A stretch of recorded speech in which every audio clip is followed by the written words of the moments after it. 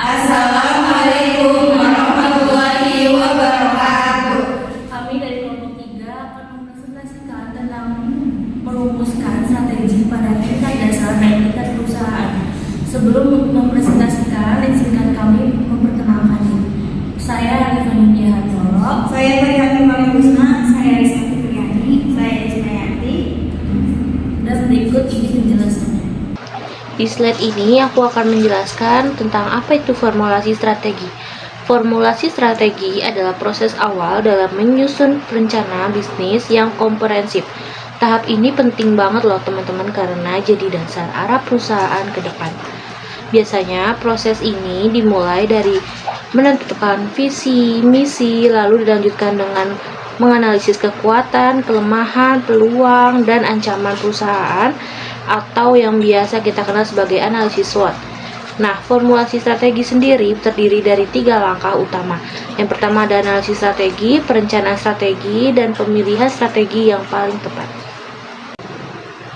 Kalau di slide ini kita bahas bagaimana formulasi strategi diterapkan oleh PT Indomarko Prismatama atau biasa kita sebut itu Indomaret. Pertama dari segi visi, Indomaret ingin jadi jaringan retail terkemuka yang dekat dan akrab dengan masyarakat. Lalu misinya yaitu menyediakan kebutuhan sehari-hari dengan harga yang terjangkau, lokasi yang strategis, dan pelayanan yang baik. Dari sisi kekuatan, Indomaret juga tuh punya jaringan toko yang sangat luas, merek yang kuat, dan teknologi supply chain yang modern. Tapi ada juga kelemahannya seperti sistem waralaba yang membuat margin keuntungannya jadi kecil. Terus untuk peluangnya, Indomaret bisa memanfaatkan pertumbuhan pasar modern, perkembangan e-commerce, dan digital payment. Sedangkan untuk ancamannya sendiri datang dari pesaingnya seperti Alfamart dan juga perubahan perilaku konsumen yang sekarang tuh lebih suka belanja online.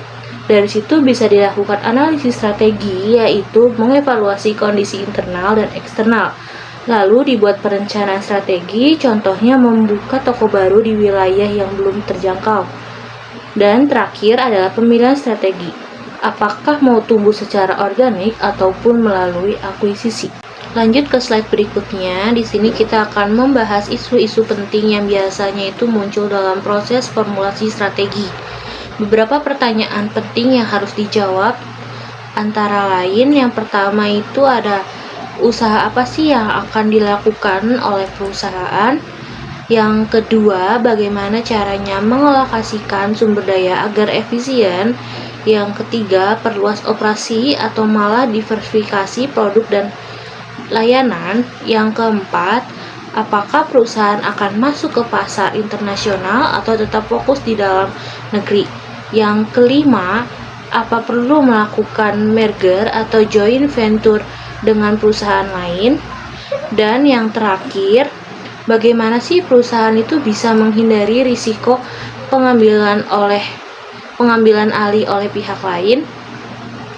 Semua pertanyaan ini jadi bahan pertimbangan penting untuk menentukan arah strategi yang tepat bagi perusahaan. Baik, saya akan menjelaskan isu formulasi strategi pada PT Indomarko Prismatama. 1. Usaha apa sih yang akan dilakukan? Fokus pada retail kebutuhan sehari-hari melalui jaringan minimarket dengan nilai tambah berupa kemudahan, akses, dan layanan lengkap. 2. Bagaimana mengalokasikan sumber daya? Sumber daya dialokasikan untuk ekspansi toko, pelatihan karyawan, teknologi informasi, dan layanan digital. 3. Perluasan operasi atau diversifikasi. Indomaret melakukan keduanya, memperluas gerai dan mendiversifikasi layanan seperti Indomaret Point, Indomaret Fresh, dan layanan pembayaran digital. Memasuki pasar internasional atau tidak, belum ekspansi ke luar negeri, masih fokus pada penguatan pasar domestik yang sangat potensial. 5. Merger atau joint venture. Perusahaan lebih memilih model kemitraan melalui sistem waralaba daripada melakukan merger atau joint venture. Yang keenam, bagaimana menghindari pengambil alihan? Dengan struktur kepemilikan yang kuat di bawah grup Salim dan kinerja keuangan yang solid, Indomaret mempertahankan independensinya dan menghindari potensi pengambil alihan oleh pihak lain. Selanjutnya, proses strategi menurut Foster. 1. Perumusan tujuan yang jelas dan terukur. 2. Identifikasi kondisi existing atau internal dan eksternal. 3. Penentuan sumber daya sebagai sumber keuangan bersaing. 4. Pengembangan alternatif strategi. Yang kelima, evaluasi dari tiap alternatif. Selanjutnya, proses strategi pada PT Indomaret Co. Prismatama. 1. Tujuan jelas dan terukur. Indomaret menetapkan target buka gerai baru tiap tahun untuk memperluas jangkauan. 2. Identifikasi kondisi internal. Logistik kuat, brand dikenal. Eksternal, peluang e-commerce, ancaman kompetitor, dan regulasi. Yang ketiga, keunggulan bersaing lokasi, strategi sistem, distribusi efisien, dan loyalitas pelanggan. Yang keempat, alternatif strategi, digitalisasi layanan, ekspansi ke daerah baru, kerjasama dengan UMKM. Yang kelima, evaluasi alternatif, pertimbangan biaya, tren pasar, dan efektivitas jangka panjang. Yang keenam, pemilihan strategi, fokus pada aplikasi belanja online dan ekspansi wilayah sebagai strategi utama. Selanjutnya di sini ada tahapan menyusun strategi. Yang pertama itu ada tahap input. External Factor Evaluation atau EV adalah menganalisis peluang dan ancaman eksternal dari aspek ekonomi, politik, sosial, teknologi, dan lainnya. Yang kedua ada Internal Factor Evaluation atau IV, menilai kekuatan dan kelemahan internal dalam berbagai fungsi perusahaan. Yang ketiga ada Competitive Profile Matrix atau CPM, membandingkan posisi strategi perusahaan dengan pesaing utama berdasarkan faktor keberhasilan. Selanjutnya saya akan menjelaskan mengenai apa itu tahap matching. Tahap matching atau pencocokan strategi terbagi dari beberapa bagian. Yang pertama ada matriks SWOT, yaitu menggabungkan kekuatan, kelemahan, peluang, dan ancaman perusahaan untuk merancang strategi. Yang kedua ada matriks portofolio BCG, yaitu membagi unit bisnis berdasarkan pertumbuhan pasar dan pangsa pasarnya. Misalnya produk bintang atau star, sapi perah, cash cow, tanda tanya, question mark, dan anjing dog. Yang ketiga ada matriks internal eksternal atau IE, yaitu menentukan posisi perusahaan dan arah strateginya berdasarkan kekuatan internal dan peluang eksternalnya. Selanjutnya ada tahap pengambilan keputusan, yaitu Quantitative Strategy Planning Matrix atau QSPM, adalah menilai dan memilih strategi terbaik berdasarkan skor total daya tarik berbagai faktor yang sudah dianalisis sebelumnya.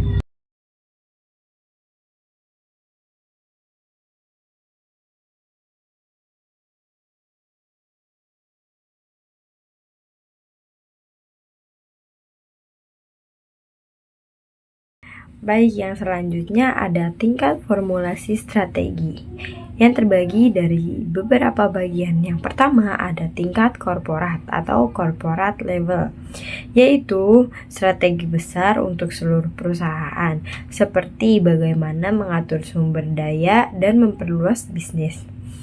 Yang kedua ada tingkat bisnis atau business level, yaitu untuk masing-masing unit bisnis fokus pada bagaimana bersaing di pasar tertentu. Yang ketiga ada tingkat fungsional atau functional level, yaitu untuk bagian-bagian tertentu dalam perusahaan. Misalnya bagian pemasaran, keuangan, atau sumber daya manusia. Yang keempat ada tingkat operasional atau operational level, yaitu untuk kegiatan sehari-hari di lapangan seperti operasional toko atau produksi. Dan yang terakhir ada tingkat fokus atau focus level, yaitu untuk menangani masalah atau peluang khusus di bagian atau di divisi tertentu. Yang selanjutnya ada tingkat formulasi strategi di PT Indomaret Co. Prismatama atau yang biasa disebut dengan Indomaret. Tingkat korporat atau menentukan arah besar perusahaan seperti membuka cabang di seluruh Indonesia dan di sistem waralaba. Tingkat bisnisnya bersaing dengan menawarkan barang murah, lokal toko yang strategis dan sering mengadakan promosi. Selanjutnya tingkat fungsional. Divisi pemasaran, logistik, dan IT melaksanakan strategi seperti promosi digital dan distribusi barang yang cepat. Selanjutnya ada tingkat operasional, yaitu kegiatan sehari-hari seperti mengelola stok barang dan melayani pelanggan. Selanjutnya ada tingkat fokus, yaitu fokus pada pengembangan layanan khusus seperti Klik Indomaret dan Indomaret Point untuk memenuhi kebutuhan pasar tertentu. Selanjutnya, saya akan membahas mengenai strategi safari. Strategi safari merupakan pendekatan alternatif dalam merumuskan strategi yang dikembangkan oleh Henry Minberg. Strategi ini menggambarkan perjalanan strategi sebagai sesuatu yang kompleks, tidak linear dan dinamis, berbeda dari pendekatan yang kaku atau satu arah. Dengan pendekatan ini, kita memahami bahwa strategi bukan hanya hasil dari perencanaan, tapi juga dari proses yang terus berkembang. Minberg membagi pendekatan strategi menjadi 10 model. Yang pertama, pemburu strategi, yaitu perencanaan formal. Yang kedua, pembuat alokasi, yaitu alokasi berdasarkan analisis. Yang ketiga, pendekatan keuntungan bersaing, yaitu berfokus pada posisi bersaing di pasar. Yang keempat, pembuat introspeksi, yaitu berdasarkan visi pengambilan keputusan. Yang kelima, pendekatan adaptasi, yaitu berdasarkan persepsi pimpinan. Yang keenam, pendekatan keputusan, berdasarkan pembelajaran dari pengalaman. Yang ketujuh, pendekatan konfigurasi, yaitu pengaruh kekuasaan dan politik internal. Yang kedelapan, pendekatan kulminasi, yaitu berdasarkan budaya organisasi. Yang kesembilan, pendekatan gerak balas, yaitu reaksi terhadap tekanan lingkungan. Dan yang terakhir, pendekatan filsafat, yaitu berdasarkan pola organisasi. Lalu selanjutnya ada pendekatan strategi safari pada PT Indomarko Prismatama. Yang pertama ada pemburu strategi, rancangan ekspansi toko dan distribusi berdasarkan analisis wilayah. Yang kedua ada pembuatan alokasi, alokasikan sumber daya secara sistematis untuk pengembangan toko dan teknologi. Yang ketiga itu ada pendekatan keuntungan bersaing, tawarkan harga bersaing, lokasi strategis, dan layanan yang lengkap. Yang keempat ada pembuat introspeksi atau inovasi seperti toko 24 jam dan ekspansi ke pelosok. Yang kelima itu ada pendekatan adaptasi, strategi disesuaikan dengan tren konsumen seperti belanja online. Yang keenam ada pendekatan keputusan, belajar dari pasar lokal dan disesuaikan produk atau layanan. Yang ketujuh itu ada pendekatan konfigurasi, kolaborasi pusat waralaba dan pengaruh stakeholder. Yang kedelapan itu ada pendekatan kulminasi, budaya kerja efisien dan disiplin mendukung operasional. Yang kesembilan itu ada pendekatan gerak balas, responsif terhadap perubahan eksternal seperti pandemi. Yang kesepuluh itu ada pendekatan filsafat, organisasi stabil dan fleksibel lewat sistem waralaba. Sebagai kesimpulan, strategi bisnis yang efektif itu harus dimulai dari proses perumusan yang jelas dan terarah. Dalam proses itu, kita harus mempertimbangkan kekuatan, kelemahan, peluang, dan ancaman yang dimiliki perusahaan. Indomaret jadi contoh perusahaan yang berhasil dalam menerapkan formulasi strategi dengan baik, bukan cuma di level manajemen atas ataupun korporat, tapi juga sampai ke operasionalnya di lapangan. Tujuannya jelas, yaitu supaya tetap unggul dan bisa bersaing di pasar retail yang ketat. Strategi mereka juga fleksibel dan menyesuaikan kondisi, misalnya lewat ekspansi toko, penggunaan teknologi digital, dan kerjasama waralaba. Dari sini kita bisa lihat bahwa kunci keberhasilan bisnis itu ada di perencanaan strategi yang menyeluruh dan terus berkembang sesuai zaman. Sekian presentasi dari kami, kurang lebihnya mohon maaf. Wassalamualaikum